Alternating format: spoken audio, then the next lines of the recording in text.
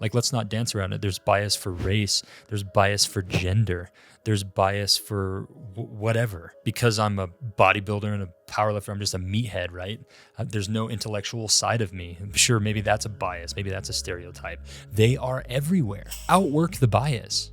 And I loved that. Because again, what becomes really dangerous is when we start to believe the bias and we become a victim to the bias. Knock it off. What are we doing? Do not be a victim to the bias. Change it and outwork it.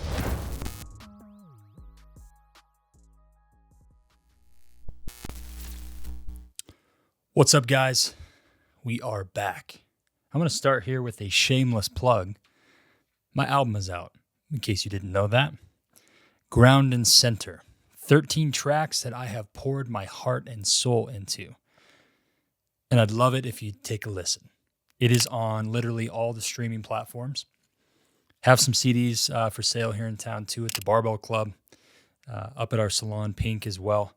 But most people these days are streaming. I don't even have a CD player in my truck, but we printed some anyway. So if you want the good old-fashioned compact disc, hit me up. But otherwise, check it out on all the streaming platforms. I would love it if you gave it a listen.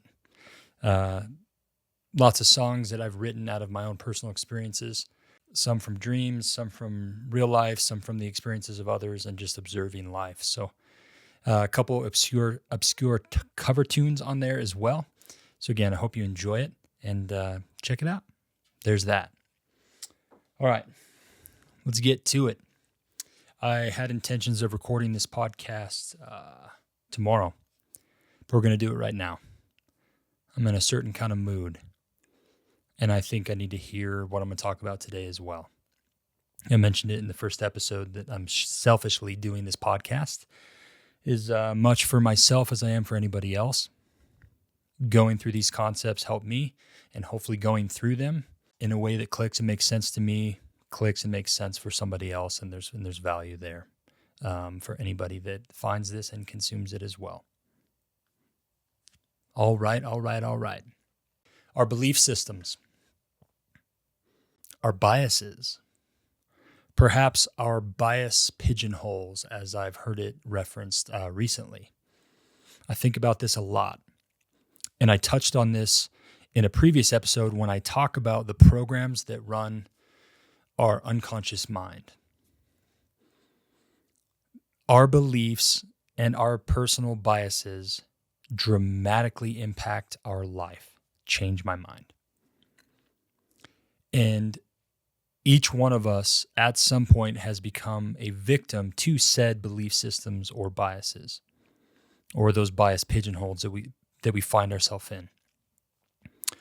Let's maybe separate bias versus belief here for a second. I think both are very similar, and in some ways they can be synonymous, but let's maybe break them out just a little bit. And again, just my opinion here, but this is what's on my mind, so we're going to roll with it. Bias, aka stereotypes. And again, either can be good, either can be bad, but bias and stereotypes exist all around us. I can't tell you how many times when someone's found out that I'm type 1 diabetic, they say, "Oh, well, you don't look diabetic." There you go. There's a bias. They have a bias in their brain of what diabetics look like. And apparently I don't look like it. So great. But there's a stereotype and a bias that they've established, perhaps based upon personal experience, past results, or maybe just what they've been told or they read in a book. Who knows? But they have a bias towards what maybe a diabetic should or should not look like. Obviously, that's a really basic example, but I want to get this established because I think it helps conceptualize what I want to talk about. Belief is based on, I think, our programming, like I discussed in a previous episode, the programs that run us, or based on past results in our life. So some of our belief systems exist because of how we were raised, the things that happened to us, and again, some good, some bad. Our biases and our belief systems, just like the programs that I've discussed, it's essentially up to us to sift through those, to take that inventory and find out which ones that we have running, which ones serve me, and which ones do not. Now, a bias can happen to us. I gave you the example of diabetes, right? That kind of happened to me. Oh, you're a diabetic? Well, you don't look like one, or whatever else. or we can practice a bias. And I think we've all done that. I'm going to share with you a personal experience I had on biasing and stereotyping. I went through a kind of a personal mastery workshop. I went through a couple of them. And again, I've given a shout out to Clemmer and Associates before. But when I went through their advanced leadership seminar, I guess, for lack of a better term, it was a week-long thing that I went to in San Francisco. And I hope I'm not speaking out of turn and sharing this experience, but it really helps highlight what I'm talking about. We're there with a huge group. I think there was like 80-some of us that were in this group together. And it was day one. They were laying out the ground rules of how the week was going to go, what the days were going to look like, when we would start, when we would end. And there were some hard lines in the sand of things that you had to do or things you had to not do, okay? Even to how you had to sit in your chair in open position. If you weren't like 10 minutes early, then you couldn't get into that session, like a bunch of different things that were kind of these rules and regulations that help liberate you through the process and make sure that you could be present. One of the rules was that you couldn't wear a hat, and that's going to become relevant in a moment. So it's day one, and they're explaining how everything's going to work, and they're explaining that they're going to break us into small groups, and that we're also going to have a buddy for the week. So it came time where we get to choose, personally, we get to choose who our buddy's going to be. So we're in a huge circle, all like 87 of us, or how many it was, this huge conference room in this hotel. And they said, okay, so what you're going to do, everyone's going to pick their buddy now. You're going to pick your buddy based on somebody in this room that you passed a judgment on. Again, there's the bias. And we do it. It's human nature, even if we don't mean to. And like you could hear the oxygen leave the room. They were like, everybody probably immediately thought of somebody that they had already passed a bias or a judgment on or a stereotype, right? So you could hear everyone like going, shit. And I was that too. I was like, I knew exactly who I was going to choose. And I was like, well, let's get this over with. So I was like one of the first people to go pick my buddy, and I go running across it was huge room. My soon-to-be buddy was all the way across the circle from me. So I go taking a jog over to go stand by my buddy, get him picked out, shake his hand, whatever. Everyone else goes through it. Everyone's all buddied out now, okay? Once everyone's got their buddy, the facilitator goes, okay, great. Now that you've got your buddy, we're going to break for lunch. You guys are going to go to lunch. You're going to share with each other what your judgment was. Again, oxygen leaves room. So we go to lunch.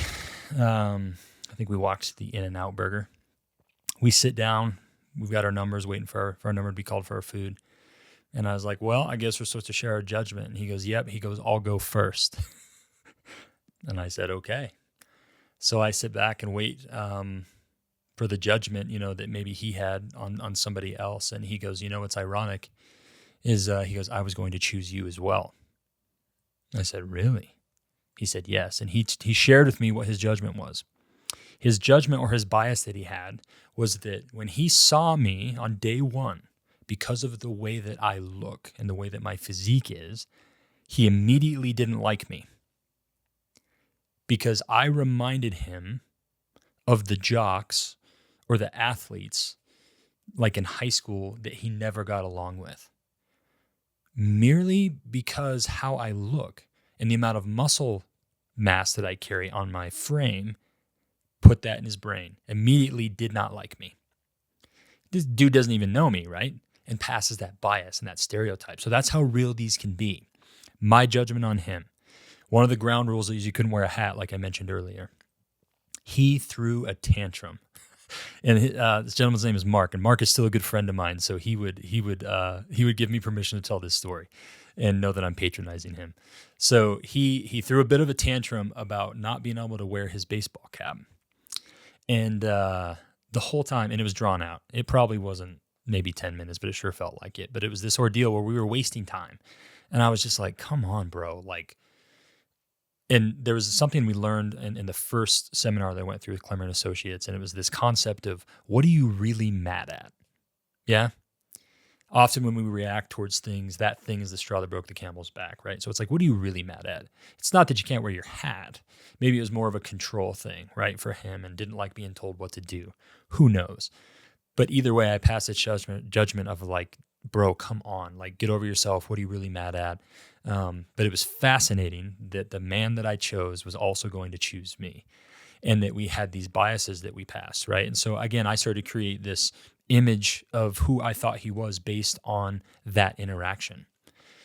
And if I've learned anything in this life is that the one interaction that you have with somebody, the one-off that you have with someone, because again, you don't know what people are going through. So that poor interaction that you had with someone, you have no idea what's going on in their life. And to judge them solely on that one interaction probably doesn't carry a lot of appropriate weight. And I know we're all guilty of doing this. And I know people have probably had experiences with me where they happen to be the straw that broke the camel's back, and the interaction they had with me was poor. Again, judging my whole character based off of that interaction probably doesn't serve them, and it certainly doesn't serve me or the potential interactions we could have in the future. So there's a brief story on a bias and how it can happen to us and how we can also practice it. Again, both can be bad, both can be good when we're talking about beliefs or we're talking about bias. So I want to establish that. Not all is bad, but what I'm going to lean into a little bit more on this podcast are the biases and the stereotypes that are more negative in nature and that are keeping us from progressing to who we ultimately want to become or the goals that we want to achieve. Bias and belief are real variables in life. They are 100% players in the success that we do or we do not have.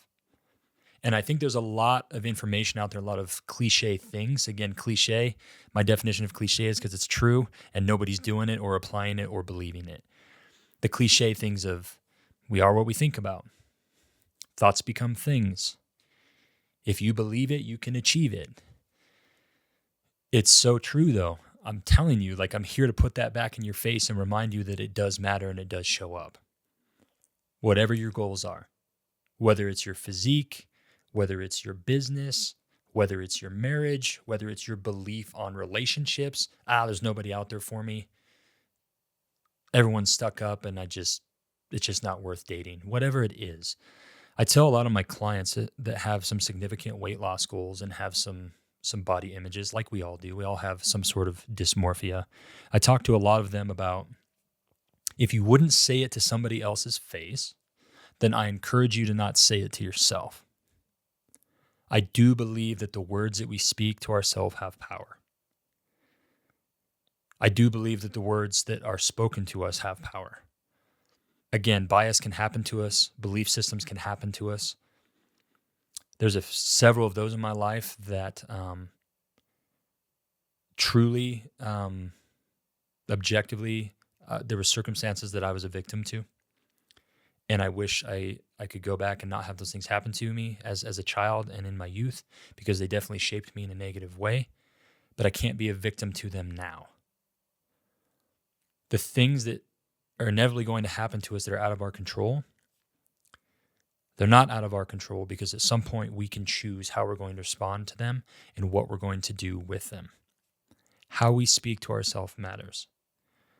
I have to work constantly to change the dialogue and to change the running theme, if you will, of so much of that I heard repetitively. We have to combat that. We have to fight that urge to remain the victim, even if we were. Things are going to happen to us. We can't control that. But what we can control, again, is what happens next.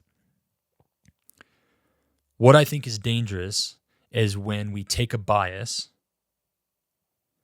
and we connect belief to it. So again, these things are very similar, but if we separate them, what becomes dangerous is when we combine them. So if I have a bias based on an poor experience that I had with a certain individual, and they're everywhere, right? Like, let's not dance around it. There's bias for race. There's bias for gender. There's bias for whatever. Because I'm a bodybuilder and a powerlifter, I'm just a meathead, right? There's no intellectual side of me. Sure, maybe that's a bias. Maybe that's a stereotype. They are everywhere. And sometimes stereotypes and biases, sometimes they turn out to be true more often than not. So we have a responsibility. If we're in that group that has a bias against them, let's break it down. Let's break those stereotypes down. I love being a mindful meathead and that it's not just about how much weights I can lift and just moving as violently as possible. Like, I love to move with intention. I love to get my mind connected to the task at hand when I am in the gym. Obviously, this is a really basic example, but we have to break down those biases. It's our responsibility to break them down. Apparently, I'm breaking the one down about what diabetes looks like. If diabetes was a person, I'm not it. Cool. That's an awesome compliment, and I love that. Thank you. I want to break down that bias. I decided as a young child I didn't want diabetes to stop me from doing anything. Has it made life challenging for me? Sure. Has it made bodybuilding difficult? Absolutely. Does it suck and do I hate it? You bet. But I've got it. What am I going to do, right? So, like, I don't want to be a victim to it. I'm going to do what I can. I'm going to break down that bias and that stereotype of what an unhealthy diabetic, I guess, looks like, right? And I'm doing it. Cool. Whatever the bias that exists and you feel like exists against you, break it down. And it's, like the example I heard yesterday, or not yesterday, it was a while ago. Alex Hormozy was talking about this. And it's wild. I come across these things all the time, and it's like I find a reel or someone talking about something, and it's been something that I've been perseverating on personally. And I'm like, man, that's exactly what I've been thinking about. And so it's awesome. And so shout out to Alex Hormozy and talking about biases and then the pigeonholes they put us in. And, he talked about like, well, because I'm female, I'm not getting the job because this guy's, fascist and he's a sexist. And I'm like, yeah, maybe that's true. And he talked about outwork the bias. And I loved that. Because again, what becomes really dangerous is when we start to believe the bias and we become a victim to the bias. Knock it off. What are we doing? Do not be a victim to the bias. Change it and outwork it. Prove it wrong. Because why the hell not? What other choice do you have? If the bias exists and you run into it repetitively, change it. Because if you change that person's mind about the stereotype that they have about that class of people or that population or that demographic that you're part of, if you change that person's mind, that's going to slowly start changing the rhetoric that they have and the storyline that they tell and the belief that they have. It starts small, but that's where it starts, and it starts with you and it starts with me. Stop being a victim. Shut up. And I'm talking to myself here too.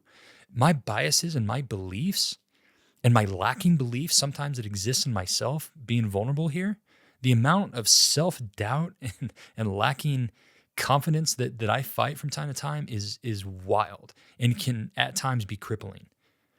And I've said it before, how do we combat these things? How do we combat the resistance that we face when we're chasing our goals?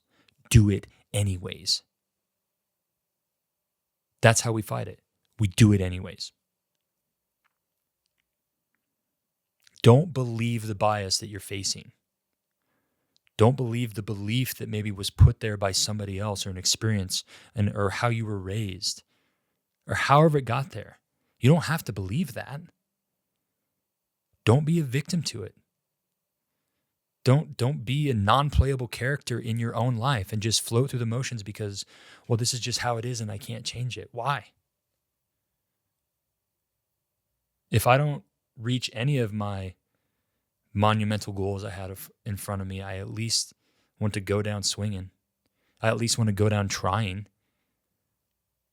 That's a hell of a lot better than just succumbing to this bias or this victim mentality that's so easy to step into. And especially in the world we live in right now where like everyone deserves everything. Like what? Nobody deserves you anything. No one owes me anything. We have to work for it. And what a beautiful opportunity and how much reward and satisfaction there is on something that you actually work for. I taught a Sunday school class this last Sunday and I was talking about gaining our own testimony and our own conversion process. And I was comparing people that were born into the faith versus people that converted. And I said that sometimes I think the people that converted are an advantage because they've gone through the steps and they're working on that conversion. But even if we're born into something, we have to find our own conversion and we have to do the work. It doesn't just happen. Because when it does just happen and it's there by default, we tend to take it for granted.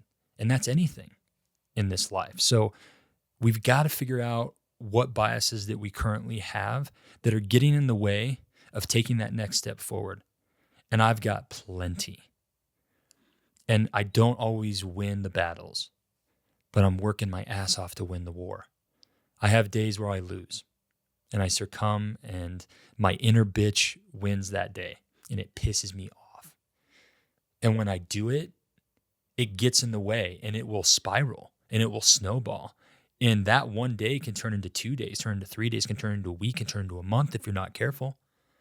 You've got to take the inventory. Whether it's daily, like journaling, looking at the end of the day, like, what were my wins? What were my losses? So that you can stay ahead of that and you can get that 100-foot view.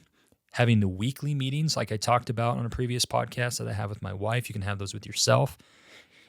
Having some sort of accountability partner in your life, that's super important. I think I talked about that on episode 10, of finding that accountability somewhere, because we've got to kick ourselves in the ass and pull our heads out sometimes, man. And I'm there.